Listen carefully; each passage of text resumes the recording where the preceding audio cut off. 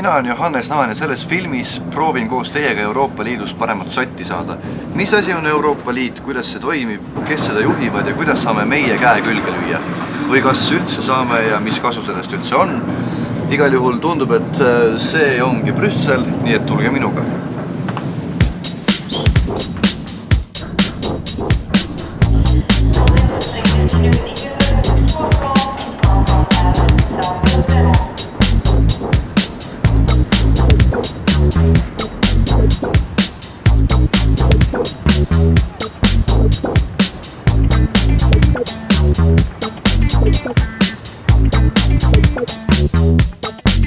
Euroopa Liit loodi kui rahu- ja majandusliit.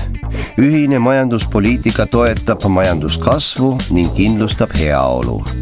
Tänapäeval võib Euroopa Liidule sarnaseid liite leida kõikjal maailmas.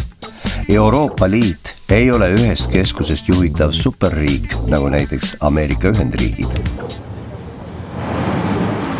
Euroopa Liidus jääb liikmesriikidele poliitiline sõltumatus. Iga riigi poliitiliste ja majanduslike huvide eest seisab ennekõike tema riigi valitsus. Euroopa Liidu riikide valitsusjuhid kohtuvad Euroopa Liidu nõukogus. Seda, millega tegeleb täpsemalt Euroopa Liidu nõukogu, räägib meile Riigikantselei Euroopa Liidu sekretariaadist Juhan Lepassaar. Härra Lepassaar, millega te siin sekretariaadis tegelete? Me koordineerime ministeeriumite vahel seda, mida Eesti Brüsselis ütleb. Et Euroopa Liidu nõukogus ministrid, kes siis Eestit esindavad, käivad seal päris tihti ja need seisukohad, mida siis ministrid välja ütlevad, et need kinnitatakse valitsuses ja siis meie tegeleme koostöös kõikide ministeeriumitega nende seisukohtade ettevalmistamisega. Kuidas töötab Euroopa Liidu nõukogu? Euroopa Liidu nõukogu võtab vastu otsuseid ja samuti tegelikult kujundab ka Euroopa Liidu poliitikat erinevates küsimustes. Euroopa Liidu nõukogu on Euroopa Liidu üks tähtsamaid institutsioone. Siin lahendatakse kõige olulisemad küsimused ning riigid saavad esitada oma seisukohad ning erihuvid. Ja seda juhtub üsna tihti, et riikide erihuvid ja Euroopa Liidu ühishuvid ei lange päris kokku. Eestile on näiteks selliseks erihuviks räimepüük. Eesti kalurid on aastasadu püüdnud räime ja eestlased peavad seda oma rahvuskalaks. Euroopa Liidu normide kehtestamisel aga võib räimepüük kaduda, kuna ette nähtud suurusega kalavõrku räim pidama ei jää. Gümnasistid, nüüd on jama käes. Eesti rahvuskala räim on hädaohus. Euroopa Liit tahab sellise võrgusilma teha peaaegu võib-olla, et isegi selliseks.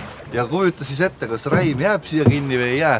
Mina arvan küll, et läheb lups läbi ja siis on kõik ja süüa ei saa. Ja räim on ju meie rahvuskala, nii et võidelge ja võidelge. Palju kala täna tuli siis? See on 1,5 tonni või?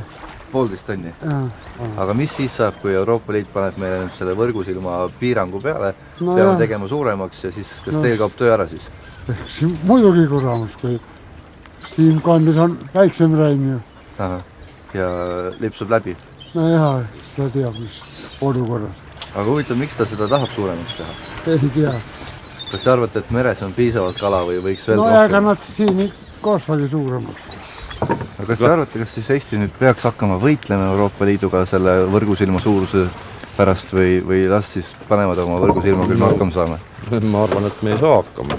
Kui nad panevad mingid jälle nõmedad mõõdud peale, mis kasvu on, siis lihtsalt me ei saa seda kala kätte, siis ei ole.